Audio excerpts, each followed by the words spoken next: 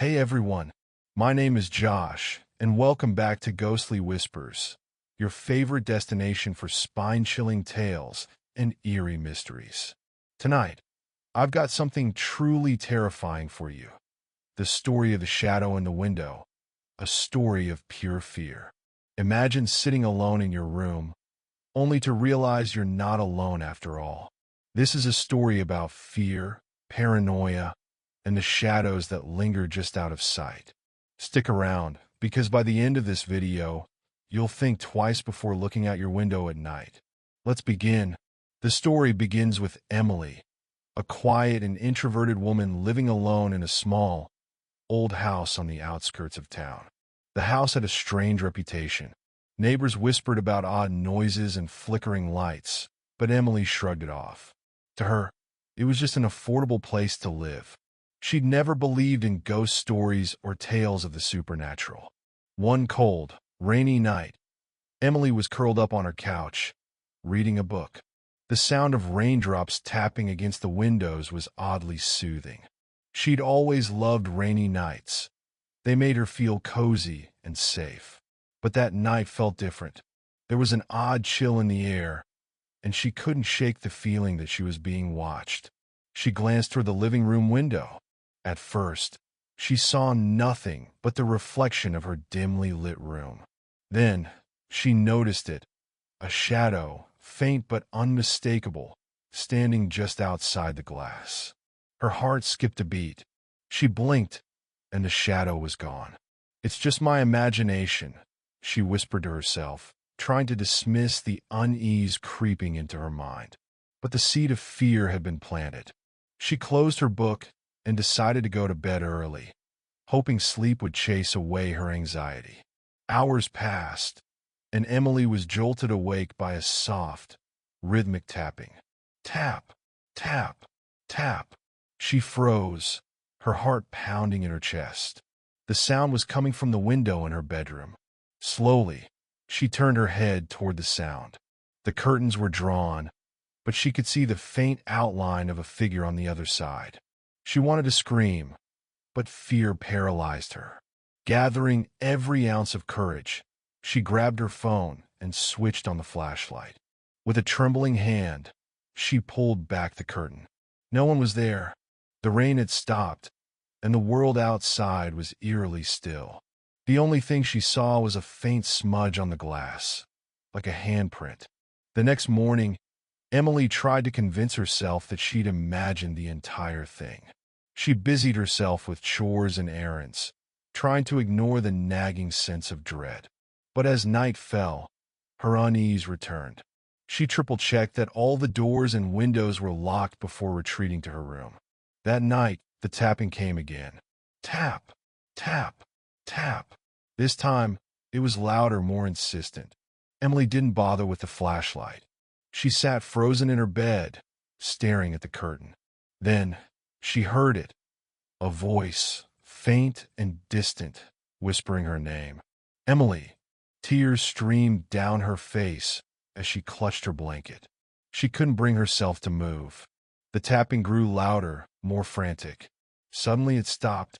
The silence was deafening. She waited, her breath shallow and uneven, but nothing happened. The next morning, Emily called her friend Lisa. She needed to tell someone about what was happening. Lisa, ever the skeptic, laughed it off. "It's probably just the wind or an animal," she said. But Emily knew it wasn't. She could feel it in her bones. That night, Lisa agreed to stay over. Emily felt a small sense of relief having someone else in the house. They stayed up late watching movies, trying to distract themselves. But as the clock struck midnight, the tapping returned. Tap, tap, tap. Lisa turned pale. "What the hell is that?" she whispered. Emily didn't answer. The tapping was coming from the living room window this time. Together, they crept toward the sound. Lisa held a kitchen knife, while Emily clutched her flashlight. As they approached the window, the tapping stopped. Emily shone her flashlight through the glass, revealing nothing but the empty yard. But then, they saw it. A figure standing at the edge of the woods, shrouded in darkness. It didn't move, didn't make a sound. It just stood there, watching. "We need to call the police," Lisa said, her voice shaking. Emily nodded, fumbling for her phone. But as she dialed, the figure disappeared. When the police arrived, they found no trace of anyone. No footprints, no signs of forced entry. Nothing. Over the next few weeks, the visits became more frequent. The shadow appeared at different windows, always watching, always silent. Emily stopped sleeping, her nerves frayed to the breaking point. Lisa tried to stay with her as much as possible, but even she began to feel the strain. One night, Emily decided she'd had enough. She set up cameras around the house, determined to catch whatever was tormenting her. She stayed up all night, staring at the monitors. At 3:15 a.m., she saw it. The shadow moved across the yard, pausing at each window as if searching for something. Then it turned its head directly toward the camera. Emily's blood ran cold. The figure had no face. The next morning, Emily showed the footage to the police. They were baffled. The figure didn't appear to be human, but they had no explanation. Desperate, Emily turned to the internet, posting her story on forums and seeking help from anyone who would listen. That's when she received an email from someone claiming to know what was happening.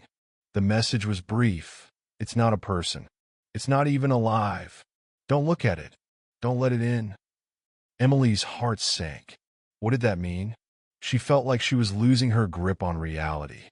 That night, she kept all the lights on and refused to go near the windows. But as the clock struck 3:15 a.m., every light in the house flickered and went out. She was plunged into darkness. The tapping began again, louder than ever. It came from every window, all at once. Her phone wouldn't turn on, and the flashlight refused to work. Then she heard it, a voice, deep and guttural, coming from inside the house. "Emily, let me in," she screamed, running toward the front door. But before she could reach it, she felt a cold hand on her shoulder. She turned around, and the last thing she saw was the shadow, towering over her, its featureless face inches from hers. The next morning, Lisa arrived to check on Emily. The house was empty. The windows were shattered, and the cameras had been destroyed. The only trace of Emily was a single word, scrawled in shaky handwriting on the living room wall. Gone. To this day, no one knows what happened to Emily. Some say she was taken by the shadow. Others believe she simply vanished. But one thing is certain. Her story serves as a chilling reminder to never ignore the shadows in the window. And that, my friends, is the terrifying tale of the shadow in the window, a story of pure fear. If you enjoyed this story and want more spine-tingling tales, make sure to hit that like button, leave a comment, and subscribe to Ghostly Whispers. Who knows? The next story might be even scarier. Sleep well, if you can.